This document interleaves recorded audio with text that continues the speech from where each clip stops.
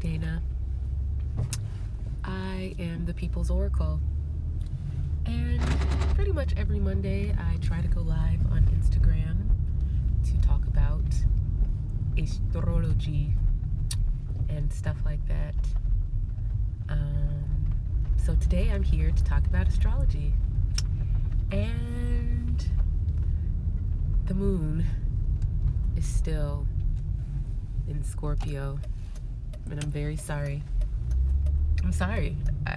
It's nothing I can do about it. I cannot make it move through this sign any faster. I cannot make this full moon energy go away any quicker. It is what it is.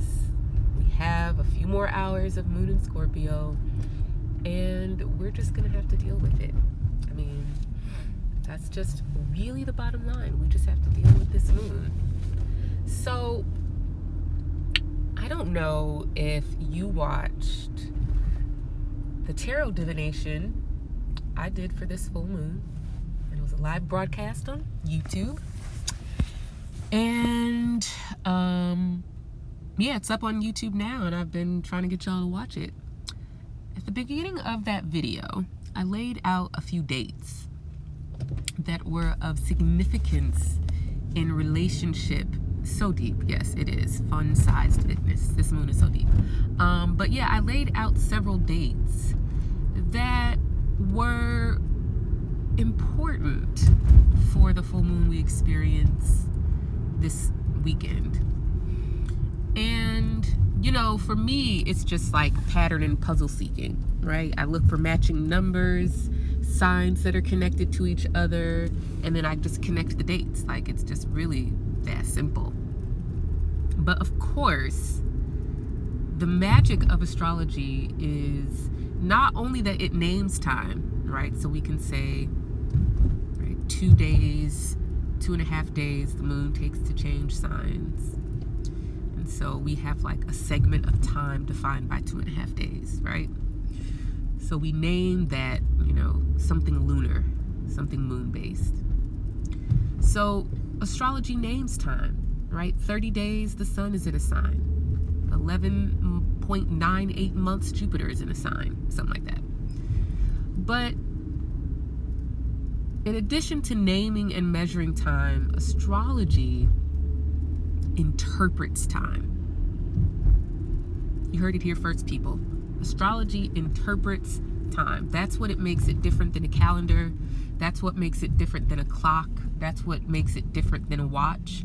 All of those things measure and name time, but astrology interprets time. So, in my tarot divination for the full moon, I connected some dates for y'all. I connected this weekend to an eclipse that occurred in Leo, August 21st, 2017. Leo is an intellectual sign. Leo represents men, significant men who are leaders, significant men who are in positions of authority.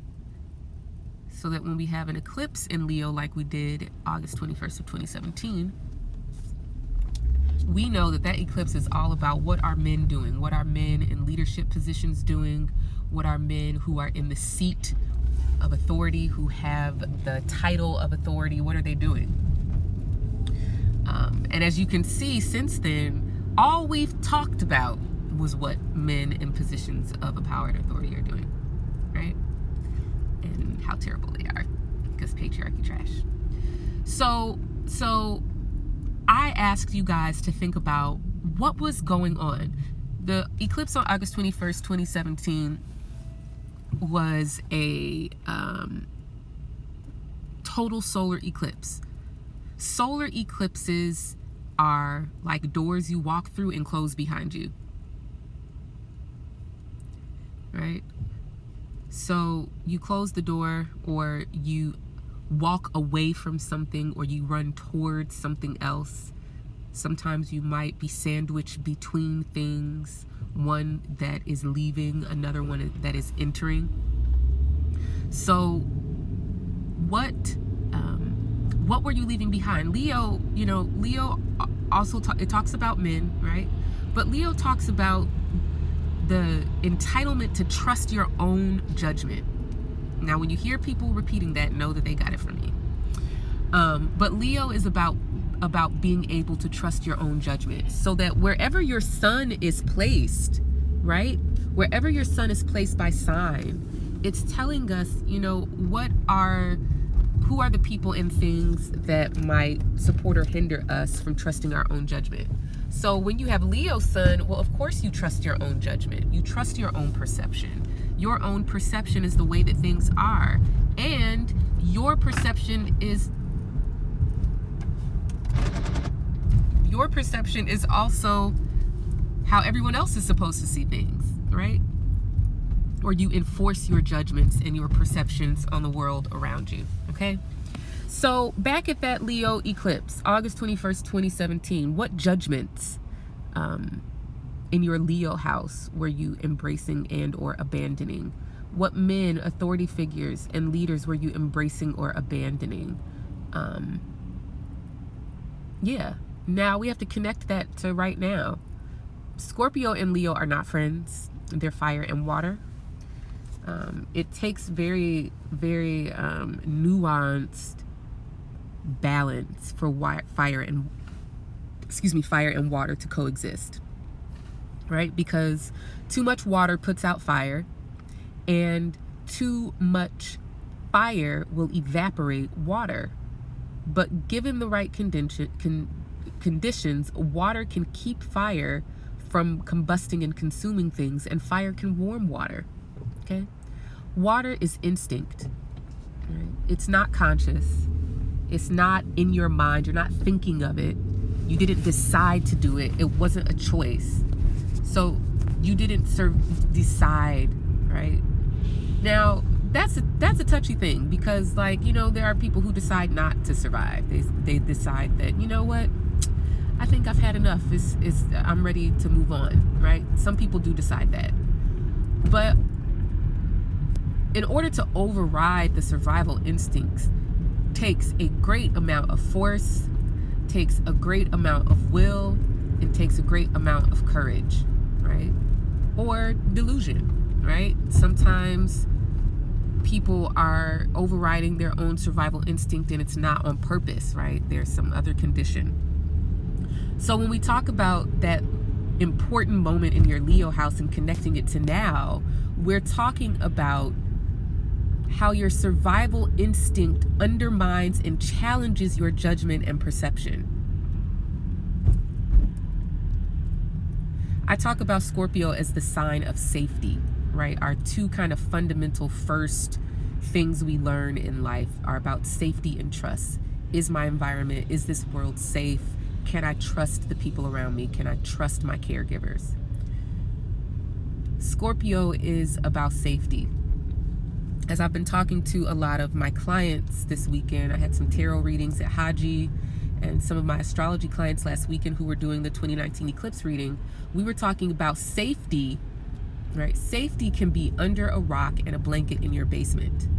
You are safe. No one is going to hurt you. Nothing is going to get you. The boogeyman can't see you, right? A predator or a thief, they cannot see you, so you're safe, right? But trust, which is Taurus, requires other people, right? So you cannot have one without the other. You can survive in safety. You can survive in your Scorpio house, right? You can survive there in isolation. But the full moon this weekend was reminding you what thriving is like. What is thriving? Thriving is in community. Thriving is in relationship. Thriving requires you to culture. Oh wow, I don't want to do this. The survival instinct. To culture the survival instinct means that you realize that there's something more than surviving that's important to you. Thriving is important. Thriving, trust, needing people. That you can survive alone, but to thrive you need people. And sometimes that's very, very, very hard to accept or reckon with when you are lonely, when surviving has required you to cut people off, when surviving has estranged you from home, from family, from familiar, when surviving has estranged you from people, right? That's the Scorpio moon. Your individual survival is more important than belonging. So those were a lot of the big themes this weekend: belonging, trust, safety, isolation, survival, loneliness, togetherness, community. Taurus is very much interested in appearances, right? The surface interactions and pleasantries of occupying space with people, you know, not going too deep. So that's enough about that. If you want to know more about this full moon, which I think that you should, because Jupiter is going to be in Scorpio until November. So your Scorpio house just got a really serious turning point, a really serious shift with the full moon this weekend, and it continues through November 4th until Jupiter leaves Scorpio and enters Sagittarius. But you need to make this note very, very, very important. We had Saturn in Scorpio from 2014 until 2017. Jupiter in Scorpio from 2018 until 2019. Next year, the eclipses begin to move into Scorpio and Taurus. So this full... Okay, sorry, Instagram just went away for a minute. I don't know what happened. It just paused my video and wouldn't let me come back on. And then it was acting like it wasn't going to let me share the video. So I was talking about the full moon. I was talking Scorpio. I was talking about Jupiter in Scorpio until November 4th of 2019.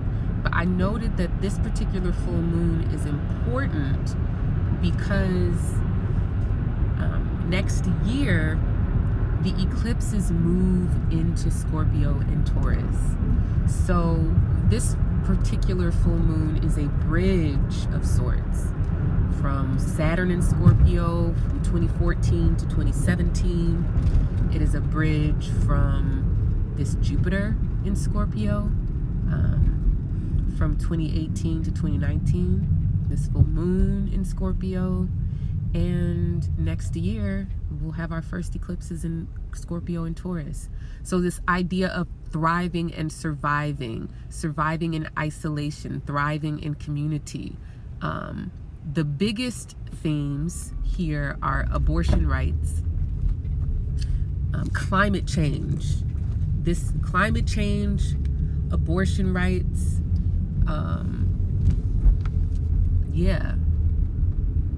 those are big themes of what's happening here. I mean, because if you think about it, back in 2017, while Saturn was in Scorpio, some planets kind of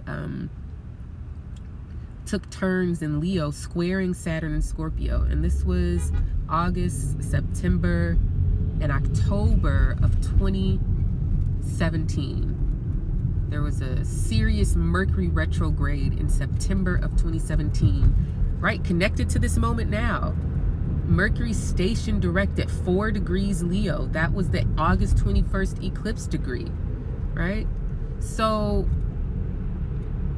then we had a Mercury retrograde last year where Mercury stationed direct at 3 degrees Scorpio. Full moon this weekend, 3 degrees Scorpio. Mercury stations, retrograde at 3 degrees Scorpio at the end of this year. So if Scorpio is indicative of so much of the past, 6 years or so. So take notes, pay attention to what happened this weekend. It was important. Pay attention to what you felt this weekend. It's important. Pay attention to how you're feeling about surviving versus thriving.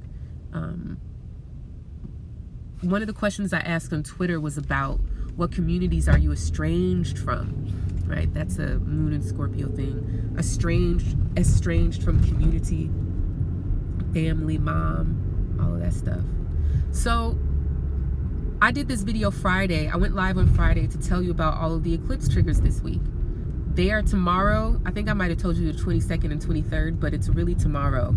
It starts today, actually. The moon enters Sagittarius at 4 p.m. Central Time. So remember, I told you every single time the moon enters Sagittarius, Virgo, Pisces, and Gemini, every time the moon transits one of those signs, it's a big deal. The moon enters Sagittarius at 4 p.m. Central Time today. So while that is happening, though, there's going to be a Moon-Mars opposition tomorrow that is at the degree of the December 26, 2019 eclipse. Pay attention as soon as the moon enters Sagittarius. Watch the moon, right? Remember, the collective theme of these eclipses is redefining truth. Words mean things. Redefining truth. Words mean things. Integrity, accountability, right? Taking things at face value versus understanding the deeper implications. I've been saying that you cannot afford to be implicit about your convictions. You must be explicit. Religious oppression of people who are religious and people using their religion to oppress other people. It goes both ways. That's tomorrow. And it's a pretty big deal, actually. So I mentioned this last week that the December 26, 2019 eclipse at like 9 degrees 59 minutes of Sagittarius is the big one this year. And so anytime something triggers that, it's like huge ripple effect and waves, right, that go backwards and forward, past, present, and future. Do you know what your Sagittarius house is? Do you know?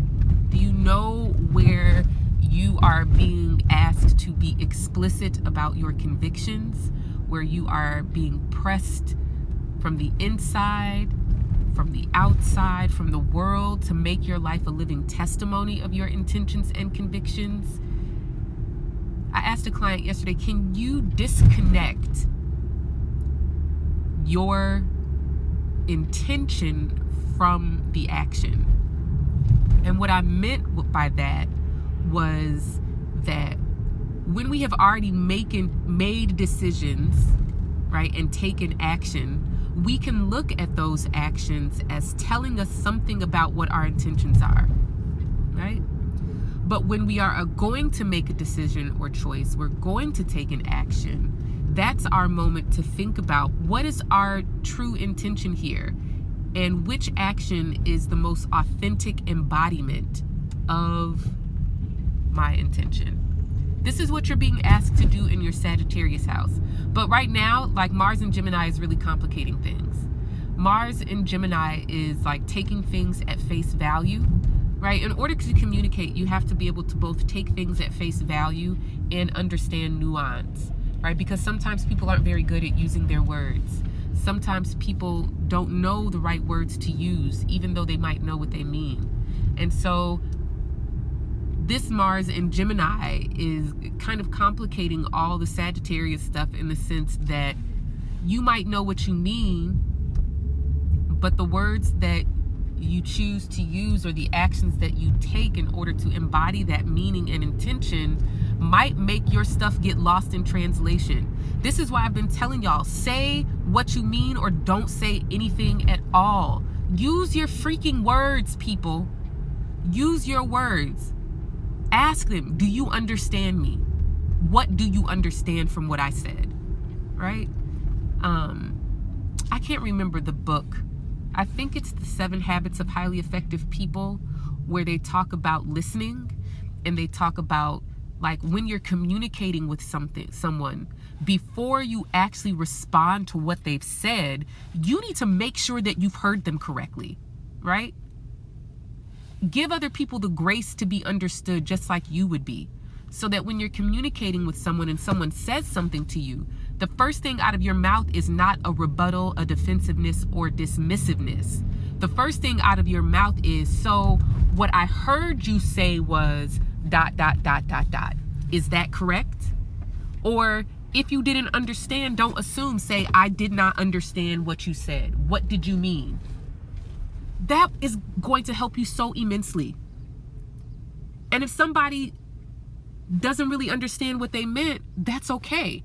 But at least you have articulated to each other that there's some level of misunderstanding and you're not moving forward as if you just knew exactly what this person meant. So when you are communicating with people, I wouldn't even say over the next few days, because Mercury is actually going to enter Gemini, I think, next week. And then we're really in eclipse territory. So when you're communicating with people, it is so important that you make sure that they understood you first before you rebut, before you get all up in your feelings, before you get all, turned up into a tizzy because of your judgment of what you thought they said, right? This is really indicative of what I mean when I'm talking about these eclipses about redefining truth. Collectively and individually, we suck at communication. We suck at hearing people's words and understanding them because we hear what we want to hear. We suck at understanding the implications of what people said because we believe what we want to believe. And so we are learning to set aside our own biases, not so that we can be without conviction and intention, so that we can really understand what we're up against. If you are so used to ascribing meaning to people's words and actions that are disjointed from their actual intentions, this is the kind of energy that gets you in trouble, right? So it's so important that you learn to hear people, feel people, and understand people in the way that they intended, and not necessarily as a consequence of your own judgments. So that is major once Moon enters Sagittarius tonight. It'll be in Sagittarius until Wednesday. Tuesday is the huge day this week because it is triggering the December 26, 2019 eclipse. And that's the big one this year. So if you have anything at 8, 9, 10 degrees of Sagittarius and Gemini, you're getting got this year. One last thing happening this week is that the moon, Mercury, oh wow, that's tomorrow too. Mercury and Sun conjoin at 5 degrees Taurus. And just knowing how stuff works, that's probably an eclipse degree from like 2021. I'm gonna look it up and tell you later. But yeah, Mercury conjoins Sun in Taurus. And remember, Taurus is talking to us about thriving in community. But also remembering like what the cost of being in community is. Being in community means you have to follow the rules. It means you have to be able to connect with people in a socially conscious sense, meaning understanding the nuance of interaction, and there's all kind of things inbred in that hierarchy, and who's in this position, and how should you speak to them, and how should you dress here, and how should you talk to that person, and right. So being in community is not without its sacrifices, but if isolation, remember that's where Jupiter and Scorpio is and what that means. If isolation and safety is more important than thriving in community, then you might have some different things to work about and talk about. So that theme is still going on. The theme of the full moon in Taurus that I was talking about in my live video that got cut off and at the beginning of this one, talking about thriving in community and in relationship and surviving in isolation, that theme maintains until planets finish opposing Jupiter in Scorpio. So the Sun still has to oppose Jupiter in Scorpio sometime in June. Mercury is going to oppose Jupiter in Scorpio next week. Venus is going to oppose Jupiter in Scorpio sometime in June. So we all will have more opportunity to think about the themes of the full moon this weekend. We will have more opportunity to really understand the ways in which our instinct, our survival instinct, and our patterns of just how we've learned how to survive in this world have isolated us from community, have estranged us from a sense of belonging, have estranged us from family, have estranged us from people who could possibly, or maybe they didn't, help you thrive. And then, of course, the Taurus talking to us about what it means to thrive in community and in relationship. What does it really mean to belong? All right, that's that. Hopefully Instagram won't hate on me and it will let me upload this live video, and it will let me upload these to YouTube. I hope so. Happy Monday. Tomorrow's a big day. Take a nap today. Promise? Thanks. Bye.